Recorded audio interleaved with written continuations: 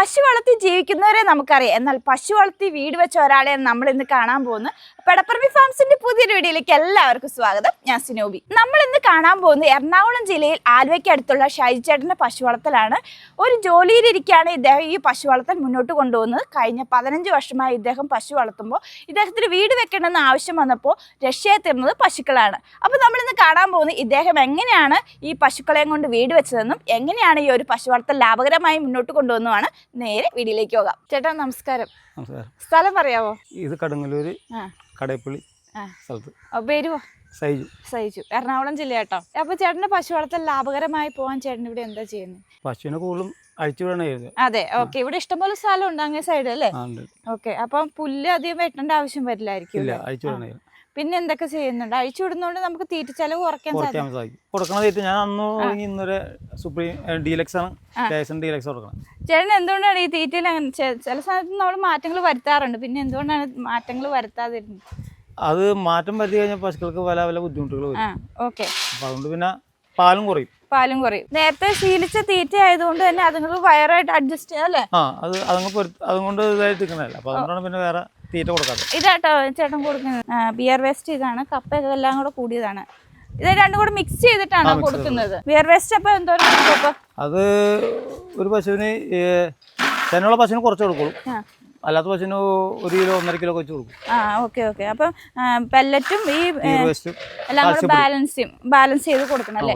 അപ്പൊ നമ്മളിപ്പോ ചൂടുള്ള സമയമാണ്, അപ്പൊ ഉപ്പൊക്കെ ഇട്ടു അങ്ങനെ കൊടുക്കും? ഉപ്പും സോഡ മറ്റേ ഇതും കൂടി കൊടുക്കാറുണ്ട്.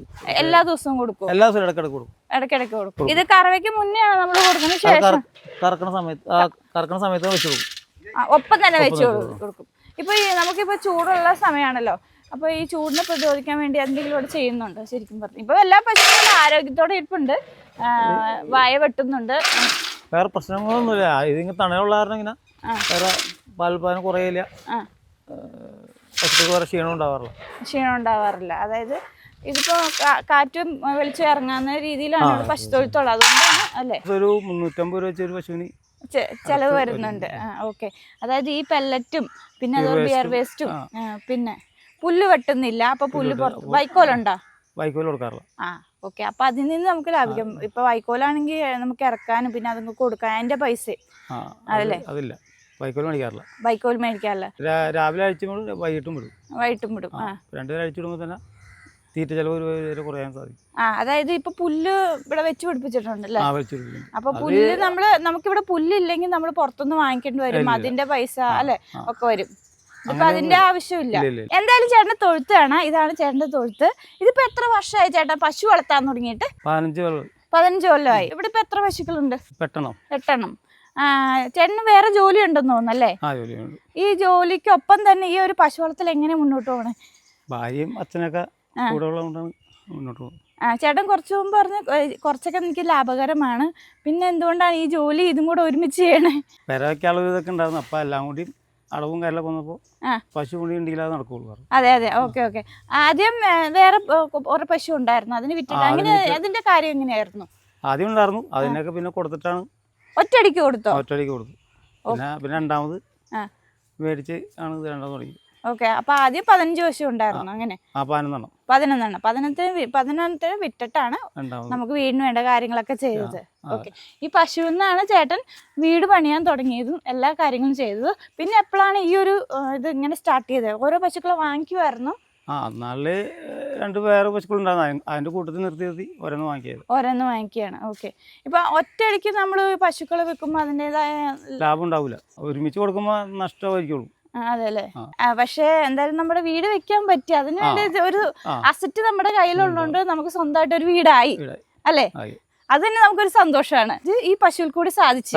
അപ്പൊ ഇവിടെ പശുക്കളെ വാങ്ങിച്ചപ്പോ നമ്മള് കന്നിക്കറവയായിരുന്നു സെക്കൻഡ് കറവയായിരുന്നു വാങ്ങിച്ചത്? അത് കന്നിക്കറവയും സെക്കൻഡ് കറവയായിട്ടാണ് വാങ്ങിച്ചത്. അതായത് നമ്മുടെ കയ്യിലൊരു ക്യാഷ് അനുസരിച്ചാണ് വാങ്ങിച്ചത്.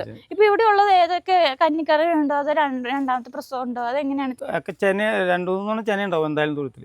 ഓക്കെ. അത് നമുക്ക് റൊട്ടേഷൻ ആണ്. ഒരെണ്ണം നമുക്ക് എന്താ പറയാ പാലുൽപാദനം ഉണ്ടെങ്കിൽ അടുത്തത് നമ്മള് ചെനയിലായിരിക്കും. ഇപ്പൊ ഇത് പ്രസവിച്ച് കഴിയുമ്പോ അത് നമുക്ക് എടുക്കാൻ പറ്റും. പാലിന്റെ മാത്രമേ നമുക്ക് പാല് നമുക്കത് മുന്നോട്ട് പോകാൻ പറ്റും. മുന്നോട്ട് പോകാൻ പറ്റുള്ളൂ, അല്ലെങ്കിൽ നമുക്ക് പിടിച്ചേക്കാൻ പറ്റില്ല. കുട്ടികളെ നിർത്തിയിട്ടില്ലല്ലോ? ഇല്ല കുട്ടികളെ കൊടുക്കും. കുട്ടികളെ ഞാൻ നിർത്താറില്ല. കുട്ടികളെ ആ ഒരു കൊല്ലാകുമ്പോൾ തന്നെ ഞാൻ കൊടുക്കും. ഓക്കെ.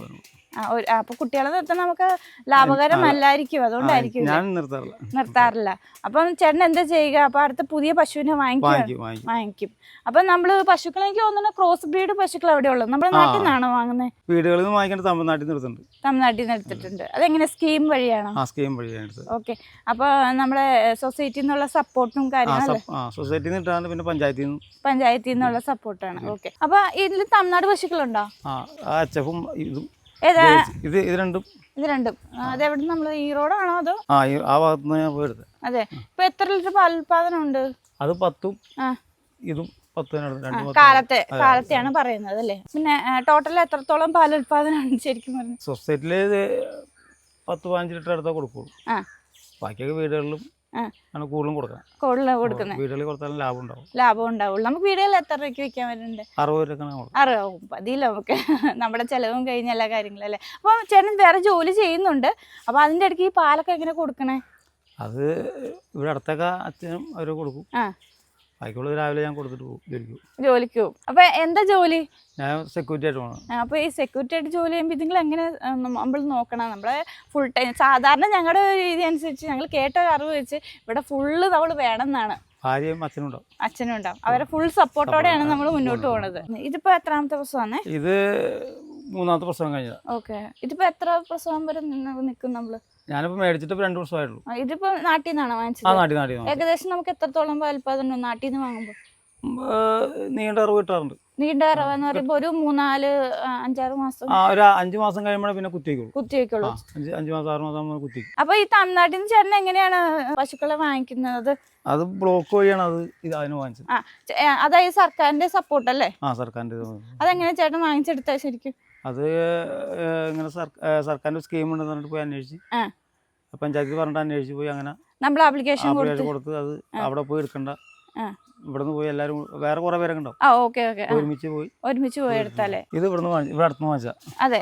ഇവർക്ക് എങ്ങനെ എത്രത്തോളം പാലുൽപാദനം? ചെനയാണ്. ഇതിപ്പോ 5 മാസം. അതിന് പ്രസവിച്ചപ്പോ 10-12 ഉണ്ടായതാ. അത് കഴിഞ്ഞ് ഇപ്പൊ ചെനയാണ്. ഇപ്പൊ 5 ലിറ്റർ അടുത്തുള്ളൂ. അപ്പൊ ഇവളോ? അവളെ ഞാൻ ഇവിടെ നാട്ടിൽ നിന്ന് വാങ്ങിച്ചാ. നാട്ടിൽ നിന്ന് തന്നെ വാങ്ങിച്ചത്. ഓക്കെ. ഇവളോ?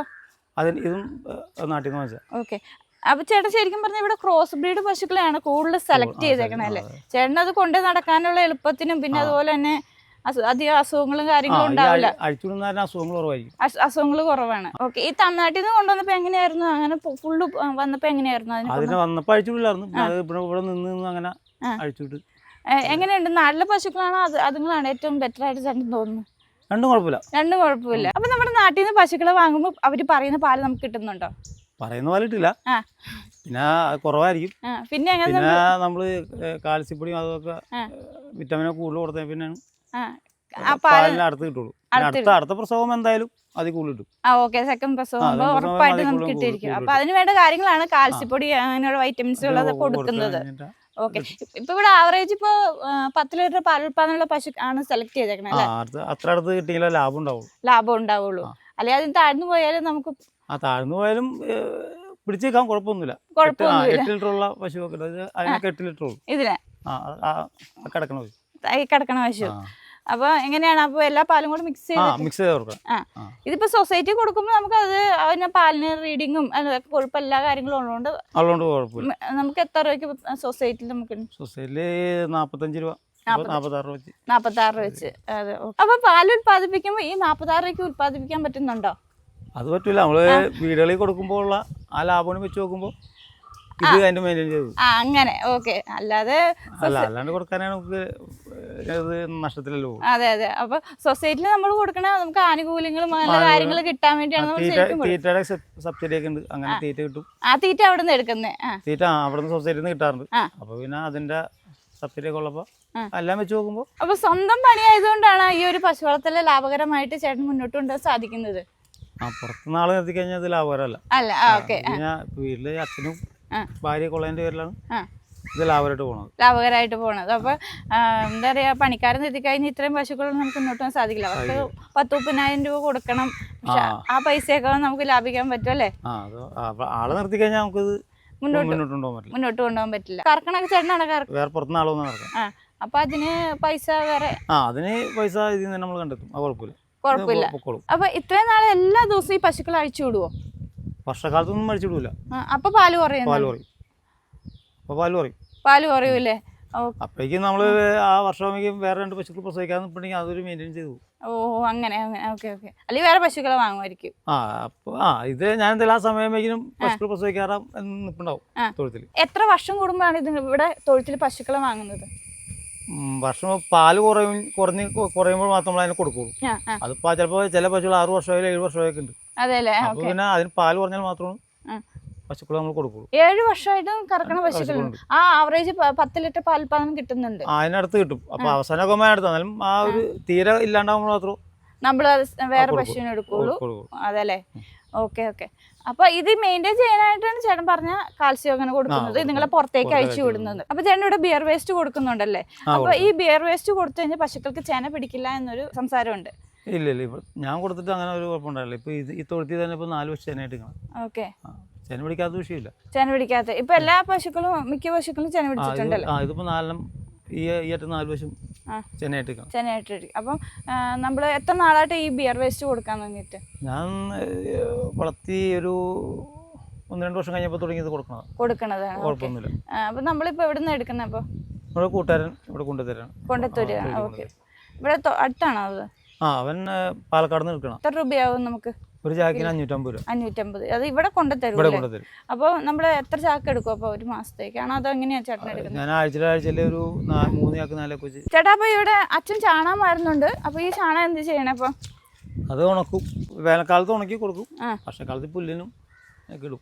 ഓക്കെ. നമ്മള് ചാക്കിനാണ് കൊടുക്കുന്നത്. ചാക്കിനപ്പോ എത്ര? 350. 350. അപ്പൊ എല്ലാം കൂടെ ഒരുമിച്ചാണോ കൊടുക്കുന്നത്? അതിന്റെ മാർക്കറ്റ് എങ്ങനെയാ കണ്ടെത്തിയത്? അത് മാർക്കറ്റ് ഇങ്ങനെ പശു വളർത്തുന്ന പറയുമ്പോൾ ഇങ്ങനെ നമ്മൾ അന്വേഷിച്ച് വരും. കൃഷിക്കാരും പിന്നെ അല്ലെങ്കിൽ വീടുകളിലൊക്കെ നഴ്സറി ഉള്ള അവരൊക്കെ എല്ലാവരും ചോദിക്കാറുണ്ട്. അപ്പൊ അവരറിഞ്ഞറിഞ്ഞാണ് നമ്മളിങ്ങനെ വിൽക്കാൻ തുടങ്ങിയത്. അപ്പൊ എക്സ്ട്രാ ഒരു വരുമാനമായിരിക്കൂല അത്. അതല്ലേ? അപ്പൊ എത്ര മണിക്കാണ് ഈ ഫാമിന്റെ കാര്യങ്ങൾ സ്റ്റാർട്ട് ചെയ്യുന്നത്? 5 മണിയാകുമ്പോൾ തുടങ്ങും. 5 മണിയാകുമ്പോൾ തുടങ്ങും. രാവിലെ 5 മണിക്ക് കുളിപ്പിച്ച് കറവ കഴിഞ്ഞ് കഴിയുമ്പോൾ കറ സമയത്ത് വരും. അപ്പൊ തീറ്റ ഒപ്പം വെക്കൂലേ? ചേട്ടാ, അപ്പൊ ഈ തൊഴുത്ത് പണിതിട്ട് ഇപ്പൊ എത്ര നാളായപ്പോ? 7 വർഷം. ഇതിങ്ങനെ തന്നെയാണ് പണിതത്? അല്ലല്ല, ആദ്യം ഒരു ഓലയൊക്കെ വെച്ചായിരുന്നു. ചെറിയ സെറ്റപ്പ് അല്ലേ? രണ്ടാമത് ഞാൻ ഷീറ്റൊക്കെ ഇട്ടാണ് നമ്മൾ ചെലവ് കുറഞ്ഞ രീതിയിൽ തൊഴുത്ത് പണിതിട്ട് നമ്മള് പശുക്കളെ കൂടുതൽ നിർത്താം. അതാണ് ഉദ്ദേശിച്ചത്. ഓക്കെ. ഈ ചേട്ടൻ ഇവിടെ ചെയ്തേക്കണ ആദ്യം ഫസ്റ്റ് ഇവിടെ ഓലയായിരുന്നു. ഇടയ്ക്ക് ഞങ്ങളിവിടെ വന്നിട്ടുണ്ടായിരുന്നു. ഒരു വീഡിയോ ഞങ്ങൾ ഓൾറെഡി ചെയ്തായിരുന്നു. അപ്പം വളരെ നല്ല രീതിയിലായിരുന്നു ആ ഒരു തൊഴുത്തും ഒക്കെ പണിതിരുന്നത്. അപ്പം പിന്നെ എന്തുകൊണ്ടാണ് ഓല മാറ്റി ഷീറ്റിലേക്ക് ആക്കിയത്? ഓല ഇട്ടാണ് പിന്നെ മാറ്റി ഷീറ്റ് ആക്കിയത്. അത് എക്സ്പെൻസ് കൂടുതലാണ് അത് മെയിൻ്റെനൻസിന്. അല്ല, അത് പിന്നെ കിട്ടാണ്ടായില്ല. പിന്നെ അത് കാശ് കൂടുതലപ്പോ അത് ചോദിച്ചപ്പോ ഷീറ്റ് മേടിച്ചു. അപ്പൊ നമ്മൾ എത്രത്തോളം തൊഴുത്തിന് പൈസ കുറയ്ക്കാവോ അത്രത്തോളം ചെയ്യണം അല്ലേ? പൈസ കൂടുതലും തൊഴുത്തിന് കൊടുക്കാറില്ല. കുറച്ച് അത്യാവശ്യം മഴയും വെയിലും കൊള്ളാത്ത രീതിയിലാണ്. അതുങ്ങൾക്ക് നിൽക്കാൻ ഒരു സ്ഥലം അല്ലേ? ഒരു വീട് പോലെ അല്ലേ? ചേട്ടാ, ഇവിടെ മാറ്റൊന്നും ഇല്ലല്ലോ? പുറത്തേക്ക് അഴിച്ചു വിടണല്ലേ?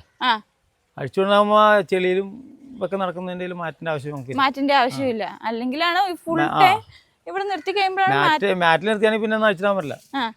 പിന്നെ പശുക്കള് നടക്കൂല. ഇതിപ്പോ പുറത്തേക്ക് അഴിച്ചു വിടുന്ന കാരണം മാറ്റിന്റെ ആവശ്യം. അതുങ്ങൾ ചെളി തന്നെയാണ് അത്. പിന്നെ ഇവിടെ നിർത്തുമ്പോ അങ്ങനെ തന്നെ കുഴപ്പമില്ല. അതുങ്ങൾ കാലിനൊക്കെ നല്ല ബലമായി അല്ലേ? മറ്റേതെന്ന് പറയുമ്പോ പുറത്തേക്ക് അഴിച്ചു വിടാത്തവർക്കാണ് ഈ മാറ്റിന്റെ ആവശ്യം വരുന്നത് തന്നെ അല്ലേ? പിന്നെ മറ്റൊരു കാര്യം എന്ന് വെച്ചാല് ഇവിടെ സാധാരണ രീതിയിൽ നമ്മൾ സിമെന്റ് ഒക്കെ ഇട്ടിട്ട് പിന്നെ വെള്ളം ആ സൈഡിലേക്ക് എവിടെയൊക്കെ പോകണം ചേട്ടാ? പാടത്തേക്ക് പോകുന്നത്. വെള്ളം അങ്ങനെ കെട്ടി നിൽക്കാത്ത രീതിയിലാണ്. പിന്നെ ബാക്ക് സൈഡിൽ ഇങ്ങനെ പൊക്കി വെച്ചിട്ടുണ്ട് ചെറിയ രീതിയിൽ. അധികം എന്താ പറയാ ചെളിയൊന്നും ഇങ്ങോട്ടേക്ക്. ഇതിപ്പോ ഒരു പാടത്തിന്റെ സൈഡായോണ്ടാണ് അങ്ങനെ ചെയ്തേക്കണേ. പിന്നെ നേരത്തെ പണ്ട് വന്നപ്പോ ഇത്ര ഹൈറ്റ് ഉണ്ടായിരുന്നില്ലല്ലോ ചേട്ടാ ഈ ഒരു തൂണിനൊക്കെ? ഹൈറ്റ് കൂട്ടിയതാണ്. കുറച്ചും കൂടെ കാറ്റും കയറാൻ വേണ്ടിയുള്ള രീതിയിലാണ് ചെയ്തേക്കണം അല്ലേ? അപ്പൊ ഈ ഷീറ്റിന് നമ്മൾ അധികം എക്സ്പെൻസ് ഒന്നും ആയിട്ടില്ല അല്ലേ? പിന്നെ അന്ന് പിന്നെ ഈ ഒരു എന്താ പറയുക കമ്പി ഒന്നും ഉണ്ടായിരുന്നില്ല എന്ന് തോന്നുന്നു. സാധാരണ ഒരു അത് തന്നെ അടക്കാവരി വെച്ച്. പിന്നെ നമുക്ക് ഇച്ചിരി കൂടെ നല്ല രീതിയിൽ ചെയ്യണമെന്ന് വിചാരിച്ചായിരിക്കും കമ്പി വെച്ചേക്കണം അല്ലേ. അപ്പൊ ചേട്ടന്റെ ഫാമിലിയെ നമുക്ക് പരിചയപ്പെടാം കേട്ടോ. ഇത് നമ്മുടെ ഷൈജു ചേട്ടൻ, നമ്മുടെ കർഷകൻ. പിന്നെ മോളുടെ പേര് പറഞ്ഞേ? എത്രയല്ല പഠിക്കണേ? പിന്നെ അത് വൈഫ് അല്ലേ? പേര് പറഞ്ഞ ചേച്ചി? ബിന്ദു എന്നാണ് ചേച്ചിയുടെ പേര്. പിന്നെ ഇതാണ് അച്ഛൻ, ഫുൾ സപ്പോർട്ടും അല്ലേ? എല്ലാവരും സപ്പോർട്ടാണ്. പിന്നെ ആദ്യമായിട്ട് തുടങ്ങിയത് അപ്പച്ചനാണ്. എത്ര വയസ്സുണ്ട് ചേട്ടാ? 75. ഓക്കെ. അപ്പച്ചന്റെ പേരെന്താ?